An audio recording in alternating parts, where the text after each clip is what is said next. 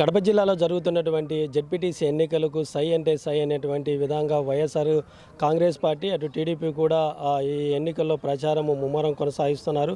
మరి కొద్ది గంటల్లో ఈ యొక్క సమయం కూడా ప్రచారం ముగియనుండటం కూడా రెండు పార్టీలు కూడా పదును పెట్టినది కూడా చెప్తుంది.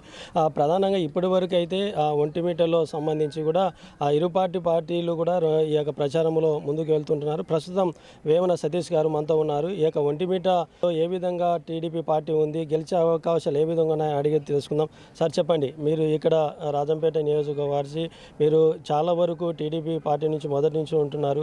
మొదటగా ప్రధానంగా ఈ ఒంటిమిట్టలో ఏ విధంగా ప్రజల నుంచి ఆకర్షణ ఉంటుంది ఓటర్ల నుంచి?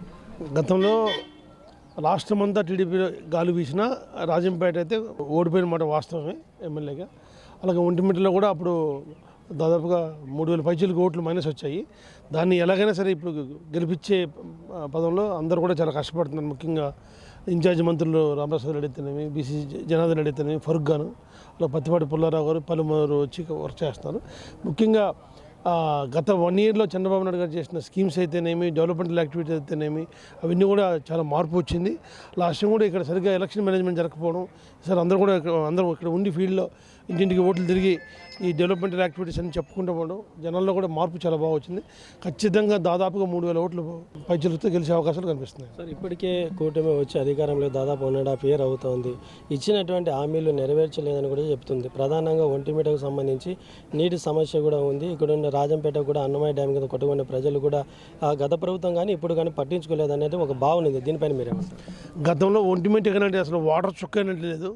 2014-19లో అప్పుడు దేవినేని ఉమామహేశ్వర మంత్రి, నేను కూడా చాలాసార్లు నేను కలిసి మనకి సోమశిల బ్యాక్ వాటర్ ఒంటిమిటకు తెప్పించిన ఘనత టీడీపీదే. మళ్ళీ కూడా ఇప్పుడు ఆ వాటర్ మళ్ళీ తెప్పించే బాధ్యత కూడా టీడీపీ తీసుకుంటా ఉంది. ఖచ్చితంగా ఆ వాటర్ వస్తుంది. అలాగే ఈ ఒంటిమిట్టను కూడా రాబోయే నెక్స్ట్ 4 ఏళ్ళలో కూడా ఒక 100 కోట్లు ఆల్రెడీ ప్యాకేజ్ కూడా ప్రకటించింది. డెఫినెట్గా ఒంటిమిట్ట దశ కూడా గతంలో ఎంతో మారింది టీడీపీ హయాంలో.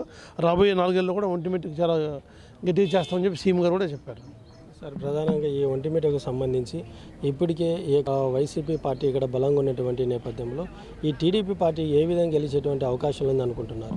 ముఖ్యంగా రాష్ట్రంలో ఉన్న అభివృద్ధి అయితేనేమి, అలాగే ఈ క్యాడర్ మొత్తం కూడా 2024 ఎలక్షన్లు ఏ అయితే తప్పులు జరిగాయో ఆ తప్పులన్నీ సరిదిద్దుకుంటూ ఇంటింటికి వెళ్ళి ప్రచారం చేయడం, ఇంటింటికి చెప్పుకోవడం, బలమైన ఏజెంట్లు బీఫామ్లు ఇచ్చి పెట్టుకోవడం, అవన్నీ కూడా మా గెలుపుకి కృషి చేస్తాయని అనుకుంటున్నాం. ఇది వేమన సతీష్ గారు చెప్తున్నటువంటిది. కూటమి అధికారంలోకి వచ్చి దాదాపు సంవత్సరం అయినప్పటి నుంచి కూడా ప్రజలకు ఎన్నో హామీలు ఇచ్చారో వాటన్నిటి కూడా మేము చేస్తూ ఉంటున్నాం. ఈ యొక్క ఒంటిమిటకు సంబంధించి టీడీపీ పార్టీ 100 కోట్లు కూడా ఇవ్వడం జరిగింది. డెవలప్మెంట్ చేయాలనే ఉద్దేశంతోనే కానీ ప్రధానంగా టీడీపీ పార్టీ ముందుకు వెళ్తుందని చెప్పి వేమన సతీష్ చెప్తున్నారు. Over to studio.